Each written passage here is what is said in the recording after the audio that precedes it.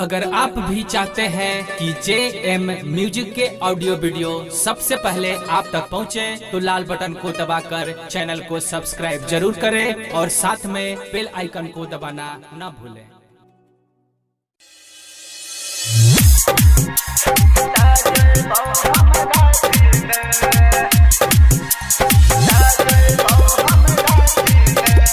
Manish recording studio Raxaul Raghunathpur.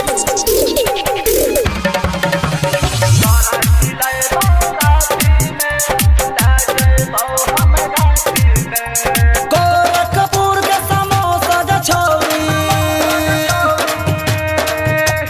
Gorakhpur के समोसा जछौरी, मुजफ्फरपुर के लीचिया तोरा खिलेबौ राती में, ले जइबौ हम गाछी में, तोरा खिलेबौ राती में, ले जइबौ हम गाछी में।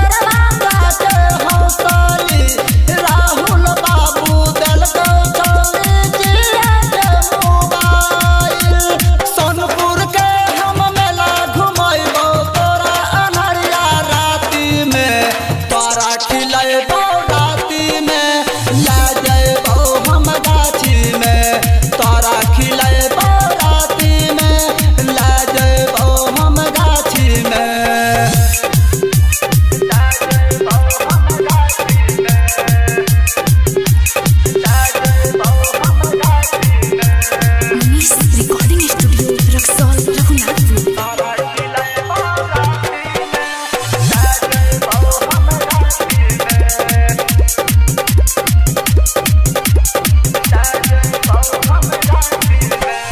बनारस के साड़ी देबौ, कलकत्ता के टिकोली,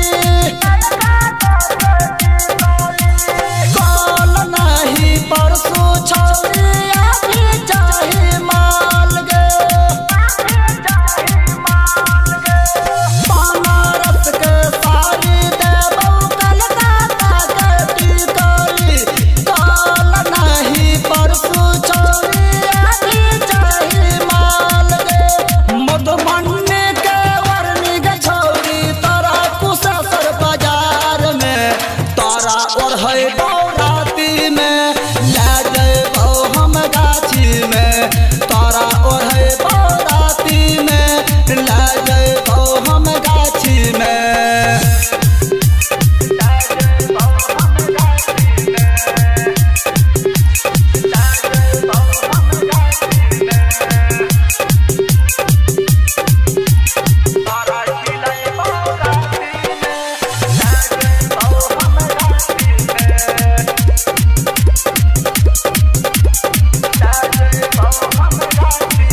खगड़िया के गजरा देबौ, मोतिहारी के मोती, बलराम छौरा करतौ छौरी, पारा वाला जोड़ी। खगड़िया के गजरा देबौ, मोतिहारी के मोती, बलराम छौरा करतौ छौरी, पारा वाला जोड़ी। भोमा वाला नथिया गे छौरी, तोरा कुशेश्वर बाजार में, तोरा पिन्हैबौ राती में, भरबौ चोली गाछी में, तोरा खिलेबौ राती में, ले जइबौ हम गाछी में। Manish recording studio Raxaul Raghunathpur.